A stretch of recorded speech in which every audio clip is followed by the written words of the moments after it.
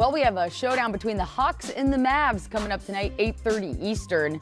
And we're mostly excited about this matchup to see two hyped-up rookies face off against each other. Trae Young and Luka Doncic, both two of the hyped rookies coming into the year who we said we were going to be comparing all season long no matter what. We are holding true to our promise. So as you can see, Luka clearly has the edge. Trae Young with more assists per game, but what is not told on that full screen is the turnovers, which Trae Young is also leading the category in. So. Well, in the latest edition of Isiah On Point, Isaiah Thomas discusses how the Mavericks rookie Luka Doncic is answering all the critics with his game so far. Hey, welcome to Isiah On Point. You know, for years we have been hearing about the European phenom, Luka. Luka was EuroLeague MVP, but we didn't know if he could live up to the hype and play on this level. Now, what we have surely found out, he has brought his NBA game, he's brought all his tricks from Europe over into the NBA. We had all those questions about Luka. We didn't know what position he played. We didn't know if he can create his own shot. We didn't know he had the step back. Now we've seen Luka do it all. We've seen him in the post with the spin moves. We've seen him with the step back. We've seen him with the Larry Bird-like no-look passes. We've seen it all. Also, what we didn't know is if he could carry a team and lead a team the way he did in Europe. But boy, did we find that out the other night when Luka took the game in his hands, dropped the last 8 points, and not only did he drop the last 8 points, for a rookie, they giving him the last shot and they saying, Luka, win it for us. And he stepped back again. We didn't know a lot about Luka, but we're learning. Luka does it all. Great pick by the Dallas Mavericks, and we're looking forward to watching Luka grow in the league and play in this league for a very long time.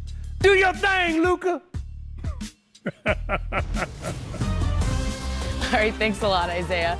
So Luka has certainly been a pleasant surprise, but Dallas overall has been shocking. I guess we'll get to both, but let's start with Luka. What was your hype level on the way in, and has he lived up to that for you guys? My hype level for Luka Doncic was extremely high, and it's based more on the accomplishments that he had overseas at the age that he had it. I don't understand how anybody could watch him and not notice the subtle strengths of his game. The fact that he's able physically to get where he wants to on the floor. He uses his shoulders so well when he's driving and creating space, backing up, finding that range that he needs depending on whether or not the defender is bigger or smaller, and taking advantage of all these little things. Those are the subtle things in a guy's game as a rookie that if he's got all that, everything else is just gravy. Everything else he does as a rookie is just gravy on top of that. Yeah, I look for flashes of brilliance in the first year. If you see that, you know it's going to be there as they mature. And that was brilliant against Houston, going on a personal 11-0 run, winning the game. That just has to make Donnie Nelson, Mark Cuban, and all of Dallas say, whoa, we got something again. They did it again. Dirk Nowitzki for tractor trailer. And then here they pulled this trade. Not quite as dramatic, but what a stud they have in Luka Doncic. I remember being at Dallas Media Days and listening to the team sort of just say, well, you know, we've missed the playoffs in consecutive years, and if we could just get back to the playoffs, that would be great. And here they are on the rise, and the only reason there was excitement at Media Day was because of Luka Doncic. Yep. And Coach Carlisle said, you know, I saw him play in Europe, and I thought he would be great, but it wasn't until I saw him in person, and adding that skill and the fluidity of his game with his size at the point guard position is what really impressed him. Yeah, and I think we maybe underestimated just how effective he'd be in the NBA based on our bias, that we always assume a guy who's playing in the EuroLeague or playing somewhere other than NBA doesn't have a skill set that you can manage to translate. The issue with that is he wasn't just playing over there. He was dominating over there. Yeah. I mean, we're talking about a guy at 19, he's already got 2 MVP trophies. He wasn't just toiling around over there developing. He was dominating the competition. But you still got to see it on an NBA floor. That's right. We drafted Pau Gasol 3rd in Memphis back in 2001. Chuck Daly, who was our consultant, may he rest in peace, came to the first practice, and Chuck, in 5 minutes, then maybe it was 10. He said, best player on the floor. Wow. Best player on the floor was Pau Gasol. And same thing here. When you see him in context with the NBA athletes, with the speed, with the quickness, and you just see that it fits, and he's got his own special sauce that is going to be something to watch. There's a rush without a panic. There's a smoothness to the European game. And just curious for you, Tom, when you're looking at these things and when you were making those decisions, what do you think translates well from the European game over to the NBA? Well, maturity first. The physical maturity. They've been playing as professionals against men, so it's not as much of a leap. And then there's just the old school discipline of the way they've been trained. Going back to when Hubie Brown and his crew went over and taught the coaches in Europe how to coach, they have continued to do that, and they develop players in a club system, the way it happens in soccer. It's more of a club. You come up with your club. So they're just trained. Dirk Nowitzki, that whole group, Gasol, Nowitzki, all those guys that came through and dominated, they're doing it again. And it's just such solid fundamentals. And how about this guy, Trae Young? You know, you look at the flip side of things, and you have an experience, and you have typical rookie mistakes, and you have turnovers and some poor decision making, and you think, wow, we have Luka, one's 19 and one's 20, but it seems like they're more like 10 years apart when you watch them play basketball. Well, they really are in terms of high-level experience. You know, Trae Young, was a dominant force for Oklahoma in college, but it was for one season against competition that you really can't gauge what that college game is like to an elite level of basketball. Until the tournament, you really don't know. You don't see him consistently against that high-level competition. The one thing I do like about Trae Young's game, and you talked about it, Tom, the flashes. He's had some flashes. Now it's going to be about what he learns from this rookie season. Does he get stronger? Does he take his work ethic to that next level to become the type of player he wants to be?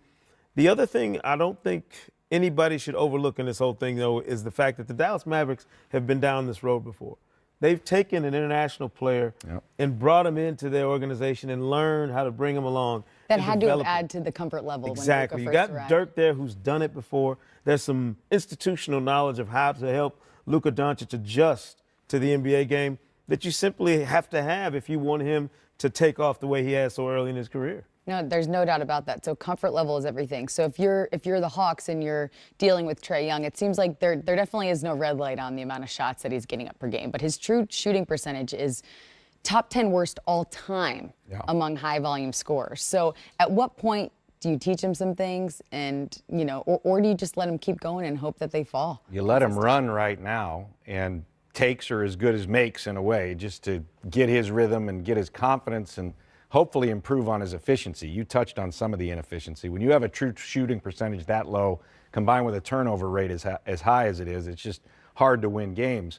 But when you're drafted in the top 5, you got to get a franchise pillar if you can. And in Doncic, you feel like you have a franchise pillar. It's early, but you just see it and you feel it for the reasons you said. I'm not sure. I think Trae Young's going to be a good NBA player. We need a great NBA player. I just don't know if he's a seminal player you can build everything around the way Steph Curry turned to be. And, of course, we heard all those comparisons, but when you look at those shooting percentages, not even close. Rookie year to rookie year, Steph was way ahead. Yeah, not even close. All right, we're going to get to some more matchups. That was a great conversation on the rookies, guys, and I look forward to continuing that conversation, and we'll follow their statistics. What's the first thing an elf learns in school? The alphabet. So, Merry Christmas. Can you talk about your favorite Christmas moment?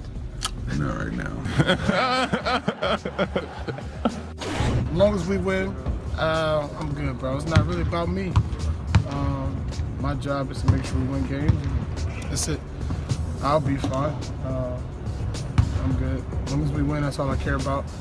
I think a lot of times people get caught up in what I'm doing, how I'm doing, and don't worry about our team is winning. We're number one in the West. That's all that matters. Yeah, that's not really my style, but I take whatever for the team. Whatever for the team. But when you saw those and realized you'd be wearing those for 3 games, is that kind of a tough one for you? I was a little discouraged. But I understand pink is also for breast cancer, so that's a positive. But overall, no, pink is not my color. Finish up taking you courtside. Anthony Davis leads the league in minutes per game tonight. His coach Alvin Gentry says he may taper back his minutes and Drew Holiday's minutes, who's number 2 in the league in minutes per game, starting tonight for their game against Oklahoma City. Russell Westbrook and company looking to make it back-to-back wins, as we will check in on how they are doing and everyone else in this busy 11-game Wednesday night coming up on Crunch Time, starting at 9 Eastern, 6 Pacific.